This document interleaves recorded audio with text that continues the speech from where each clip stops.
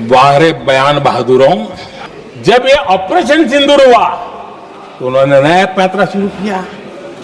और क्या शुरू किया? रोक क्यों दिया?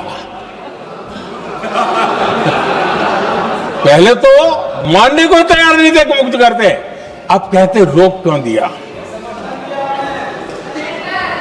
वोट चोरी हो रही है और अब हमारे पास ओपन एंड शट प्रूफ है कि इलेक्शन कमीशन वोट चोरी में इन्वॉल्व है। एटम बॉम्ब है, फटेगा तो आप इलेक्शन कमीशन आपको दिखेगा नहीं हिंदुस्तान। यहाँ लीडर ऑफ ऑपोजिशन ने जब कुछ बात उठाया तो उसका तो जवाब देना पड़ेगा। And because the real intention is dialogue irrespective of terror. Hello, नमस्ते, जय हिंद। सनमार्क डिजिटल में आपका स्वागत है। मैं हूं दिल्ली से विभा शर्मा और मेरे साथ है मेरी सीनियर कुलीग सर्जना शर्मा। सर्जना नमस्ते। Thank you. सर्जना के सभी दर्शकों का स्वागत है। सनमार्क के लिए सर्जना पार्लियामेंट बहुत क्लोजली फॉलो करती हैं, बहुत क्लोजली कवर करती हैं, एक एक पल का वो हिसाब देखती हैं वहाँ पे क्या हो रहा है। तो सर्जना, आज 2 हफ्ते बीत जाने पे भी पार्लियामेंट में कोई खास काम होता दिखा नहीं है।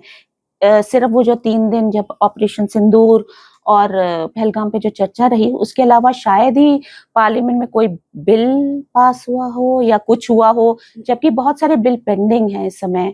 तो क्या आपको लगता है ये जो इतना समय बीत बर्बाद तो हो ही चुका है, 2 हफ्ते 10 दिन लगभग, चलिए 7 दिन कह सकते हैं, अगले हफ्ते के लिए सरकार की क्या रणनीति है और वो क्या सोच रही है सदन चलाने के लिए? देखिए, आज जो है, आज मानसून सेशन का 2nd वीक था, तो 10 दिन हो गए। इन 10 दिन में अगर देखा जाए तो जब ऑपरेशन सिंदूर पर चर्चा हुई, 25 घंटे की तय हुई थी, लेकिन काफी ज्यादा चर्चा हो गई दोनों सदन में, और लोकसभा में भी और राज्यसभा में तय से लगभग 2 गुनी 9 घंटे था, तो लगभग वहां भी 16 घंटे चर्चा राज्यसभा में भी हुई।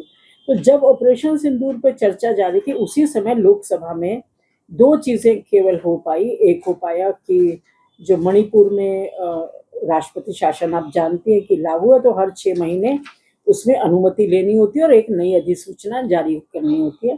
तो लोकसभा में अमित शाह ने वो प्रस्तुत किया था, वो हो चुका, और अभी वो उसको राज्यसभा में करना है। अगर 14 अगस्त तक उसको पास करना, राज्यसभा के सांसदों की अनुमति लेना बहुत जरूरी है, क्योंकि 16 अगस्त से ये राष्ट्रपति शासन फिर से लागू करना होगा। नंबर 1। नंबर 2, आप बहुत ये है कि आप क्या सारा देश देखता है, क्योंकि सीधा प्रसारण होता है कार्यवाही का, तो किसी भी सदन में कोई सीरियस काम अभी तक नहीं हुआ है और नारेबाजी है। हर रोज विपक्ष बिहार मतदाता सूची को लेकर, पहले, अब ऑपरेशन सिंदूर तो बंद हो गया क्योंकि ऑपरेशन सिंदूर पर चर्चा हो गई, तो वो आउट है। दूसरा, जो टीएमसी के सांसद हैं वो बंगाली भाषी लोगों के साथ अन्य राज्यों में दुर्व्यवहार को मुद्दा बनाए हुए हैं और वो भी कह रहे हैं कि इसके ऊपर चर्चा होनी चाहिए। उड़ीसा के सांसद जो हैं वो कहते हैं कि उनके राज्य में जब से भाजपा की सरकार आई है, महिलाओं के खिलाफ बहुत अत्याचार बढ़ गए हैं। तो मुश्किल ये है विभाग, मुझे जो लगता है as a journalist, when I watch the proceedings, हर रोज जब मैं देखती हूँ कि हर विषय को 267 में वो क्यों लाना चाहते हैं। हम एक बार दर्शकों को बता दें कि जो संसद का रूल 267 है, उसका मतलब है जब उसके अंदर नोटिस आता है तो जो सांसद है या जो पार्टी है वो ये चाहते हैं कि सारा बिजनेस सस्पेंड हो जाए, प्रश्नकाल, 0 आवर और अन्य बिलों पर चर्चा कुछ ना हो, केवल और केवल उसी विषय पर चर्चा हो जिसके लिए उन्होंने नोटिस दिया। और ये हर रोज करना ऐसा पॉसिबल है ही नहीं। अगर आप चाहें तो कभी कभी, बहुत रेयर ऑफ रेयर केसेस में आना चाहते हैं, में ये होता है। अब क्या है कि किसी दिन आज जैसे 30 नोटिस मिले डिप्टी स्पीकर को राज्यसभा में, तो कैसे एक्सेप्ट होगा? 30 नोटिस आपको मिले हैं, आप कैसे, इसका मतलब तो आप कुछ नहीं करो, जो वो चाहते हैं वही चलेगा, इसके अलावा कुछ नहीं होगा।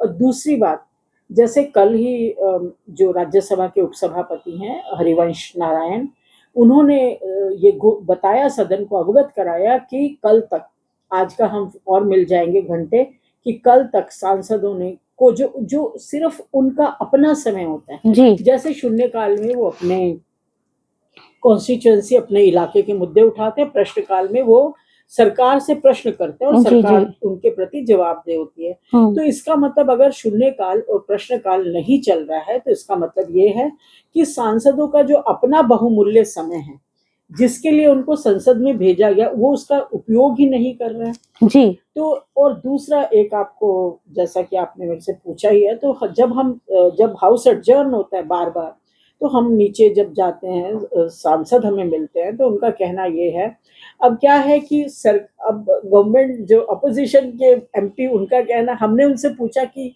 डेडलॉक अगर ऐसे ही रहेगा तो काम कैसे काम चलेगा? What is the way out उनको भी मालूम है, वो उनको भी अब फेस सेविंग करनी है। जी। तो हमने कहा वे आउट क्या है, तो हमें एक दो एमपी ने कहा कि हाँ, एक वे आउट हम ये है कि हम रूल 167 और 176 के अंडर भी हम नोटिस दे सकते हैं, और हम 0 आवर में भी तैयार हैं चर्चा के लिए। इसका मतलब अपोजिशन को बहुत अच्छे से पता है कि जो वो कर रहे हैं वो एक राजनीतिक मुद्दे उससे कर रहे हैं, और उनको भी एक वे आउट चाहिए। तो आज हमारी सरकार में भी बात हुई कुछ मंत्रियों से, कैबिनेट मंत्रियों से, हमने कहा भाई उनको आप वे आउट दे दीजिए, they want a way out. तो उन्होंने कहा कि ठीक है, हम इस पे सोचेंगे, बात करेंगे। इस बारे में, वे आउट के बारे में ना, एक बार लेट अरुण जेटली ने कहा था कि जब आप सरकार चलाते हैं, कोई भी मुद्दा उठाते ना, तो उसमें एक ना पेड़ पे जब कोई चढ़ता है, उसके लिए एक सीढ़ी लगा के रखनी चाहिए, क्योंकि आपको अगर विपक्ष के लिए भी एक सरकार कुछ एक सीढ़ी लगा दे, ताकि मतलब मेरी भी बात रहे और मतलब मेरे को भी, हाँ, तो एक सीढ़ी की जरूरत है। सीढ़ी जो है जी, वो विपक्ष को ना 167, 176 और 0 आवर की सीढ़ी की, वो ना कहते हैं ना कि आप अगर मुसीबत में हो तो आपकी 3 लाइन है, तो विपक्ष के पास भी 3 लाइफ लाइन है, और वो इसका सहारा ले सकते हैं। चलिए, ये आपने बहुत अच्छी बात बताई। तो इसका मतलब हो सकता है कि अगले हफ्ते हाउस चले, मतलब वो जो सीढ़ी पकड़ा रही है वो विपक्ष पकड़ ले, अगर पकड़ ले। आप एक देखिए ना विभा, कि अगर अगले हफ्ते नहीं चला, 4 तारीख से लेके 8 तारीख तक, कब तक है? आखिरी दिन क्या है? आखिरी तो 21 अगस्त है। उसके बाद क्या है कि उससे नेक्स्ट वीक में 11 और 12 को चलेगा, और 13 से लेके 17 तक, क्योंकि बीच में 15 अगस्त आ रहा है, तो 13 to 17 फिर हाउस की छुट्टी है। उसके बाद आपके पास क्या बचा? 18, 19, 20, 21, 4 दिन बचे, और बहुत सारे बिल्स पेंडिंग है, बहुत इंपॉर्टेंट बिल्स, बहुत इंपॉर्टेंट बिल है, करेक्ट, अध्यादेश है। तो विपक्ष को भी मुझे लगता है इस पे कुछ पर सर्जना, जो आज राहुल गांधी के तेवर दिखे, उन्होंने फिर से चुनाव आयोग पे इतने गंभीर आरोप लगाए। उन्होंने कहा कि चुनाव आयोग वोट चोरी कर रहा है, उनके पास पुख्ता सबूत हैं, और वो जो बम है जब वो फूटेगा तो पता नहीं क्या हो जाएगा। तो मतलब सरकार क्या इसके बारे में कुछ उनके कुछ है विचार इसके बारे में? क्योंकि चुनाव आयोग ने तो कहा ये बेसलेस है, चोरी बंद करो, बिहार उस पर SIR पर चर्चा करो, ये नारे तो दोनों सदनों में गूंज रहे हैं। राज्यसभा में तो नहीं, लेकिन लोकसभा में मैंने देखा कि जो अपोजिशन के सांसद है वो तख्तियां लेकर जाते हैं, जिसपे ओम बिरला जी उनको रोज डांटते हैं कि आप नहीं ला सकते, संवैधानिक है कि आपको तख्तियों के लिए भेजा है। और इधर राज्यसभा में क्या है कि वो भी यही रोज बोलते हैं और फिर वॉकआउट कर जाते हैं उसके ऊपर। पर आज किरण रिजिजू, जो कि कैबिनेट संसदीय कार्य मंत्री हैं, और उनके साथ दोनों MOS भी थे, अर्जुन राम मेघवाल एंड एल मुरुगन दोनों थे, उन्होंने एक प्रेस कॉन्फ्रेंस की और उन्होंने विपक्ष के हर मुद्दे का बहुत सटीक जवाब दिया। और किरण रिजिजू ने तो यहाँ तक कह दिया कि राहुल गांधी के बचपना नहीं कर रहे हैं, वो एक बहुत खतरनाक खेल खेल रहे हैं, और उनको संवैधानिक जो संस्थाएं हैं उनके ऊपर आक्रमण करना बंद करना चाहिए। और अगर वो ये कि देश की जो लोकतांत्रिक जड़ें हैं वो उनको कमजोर कर रहे हैं, ऐसी बातें कह के भारत की छवि खराब कर रहे हैं। और मुझे नहीं पता कि किरण रिजिजू के पास क्या सबूत है या उनके पास पुख्ता जानकारी है।